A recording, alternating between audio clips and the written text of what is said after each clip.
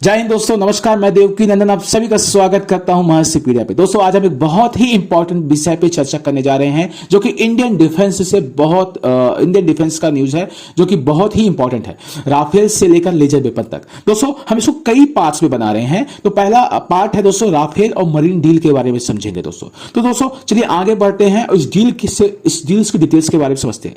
दोस्तों भारत को Rafale marine version की डिलीवरी 2029 से शुरू होकर 2032 तक पूरी होने की पूर्ण रूप से उम्मीद है। यह जानकारी फ्रांस और भारत के बीच हुई बातचीत डील की शर्तों पर आधारित है। भारत ने 26 राफेल मरीन फाइटर जेट्स खरीदने का फैसला किया है दोस्तों, जिनमें से 22 सिंगल सीट फाइटर जेट हैं, 4 ट्विन सीट ट्रेनर जेट शामिल है। इन जेट्स को आईएनएस विक्रांत और आईएनएस विक्रमादित्य पर तैनात किया जाएगा ताकि नौसेना को आधुनिक और शक्तिशाली हवाई सुरक्षा मिल सके। दोस्तों अभी तक कितने हमारे पास राफेल डिलीवर हो चुके हैं? तो दोस्तों 36 राफेल लड़ाकू विमान पूरी तरह डिलीवर हो चुके हैं, जो कि 2016 में हुआ था। ये लगभग 59,000 करोड़ की डील थी। डील दोस्तों 2019 में शुरू हुई थी। अप्रैल 2022 तक सभी 36 राफेल विमान भारत को मिल चुके हैं।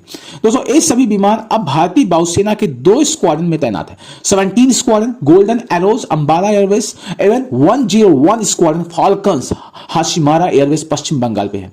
तो उपयोग क्या है दोस्तों राफेल जेट्स भारत की वायुसेना की एयर स्ट्राइक यानी स्ट्राइक कैपेबिलिटी को कई गुना बढ़ाते हैं, खासकर चीन और पाकिस्तान के फ्रंट पे दोस्तों। दोस्तों इनमें चुनौतियां क्या हैं? खासकर आईएनएस विक्रांत और आईएनएस विक्रमादित्य में फिट करने के लिए, राफेल मरीन को फिट करने के लिए क्या मुख्य चुनौतियां हैं? तो चलिए दोस्तों समझते हैं कुछ टेक्निकल चुनौतियों के बारे में। पहला दोस्तों कैटापल्ट सिस्टम की कमी। दोस्तों दोनों कैरियर CATOBAR नहीं बल्कि STOBAR यानी short take off but arrested recovery system इस्तेमाल करते हैं, जबकि राफेल या मूल रूप से CATOBAR डिजाइन के लिए बनाया गया है। लंबे रनवे चाहिए दोस्तों। राफेल M को टेक ऑफ के लिए ज्यादा रनवे चाहिए, जिसे STOBAR डेक पर संतुलित करना चुनौतीपूर्ण होगा। अरेस्टर हुक टर्निंग, लैंडिंग के समय अरेस्टर हुक की एंगल और पकड़ आईएनएस विक्रांत विक्रमादित्य की अरेस्टर वायर से मेल खाना बहुत जरूरी है। वजन और थ्रस्ट बैलेंस, समुद्री वातावरण में heavier payload and wind resistance के लिए टेक ऑफ लैंडिंग ऑप्टिमाइज करना बहुत जरूरी है। मेंटेनेंस एंड स्पेयर्स कैपेबिलिटी, दोस्तों एयरक्राफ्ट कैरियर पर स्पेयर स्टोरेज, रिपेयर वेज आदि को राफेल M के अनुसार अपग्रेड करना पड़ेगा। तो फिर दोस्तों भारत खरीद ही क्यों रहा है राफेल M जब इतनी सारी चुनौतियां, इतनी सारी तकनीकी समस्याएं हैं? दोस्तों सर्वप्रथम MiG-29 के बहुत पुराना हो चुका है, जिसमें टेक्निकल समस्याएं ज्यादा है, जो हमारी आवश्यकता को पूर्ण कर सकता था। राफेल M सटीकता, रेंज और हथियार क्षमता में बहुत आगे है। भारतीय नौसेना को चीन की नेवी के से मुकाबले के लिए अत्यधिक फाइटर चाहिए दोस्तों। राफेल M फिलहाल सबसे सक्षम विकल्प है जितने भी दुनिया में है फाइटर जेट्स हैं दोस्तों। राफेल M का नौसेना के लिए रणनीतिक महत्व समझते दोस्तों। पहला, कैरियर स्ट्राइक पावर बढ़ाता है दोस्तों। जो हमारे पास आईएनएस विक्रांत और विक्रमादित्य हैं, अब लंबी दूरी तक एयर डोमिनेंस और प्रिसीजन अटैक कर सकते हैं।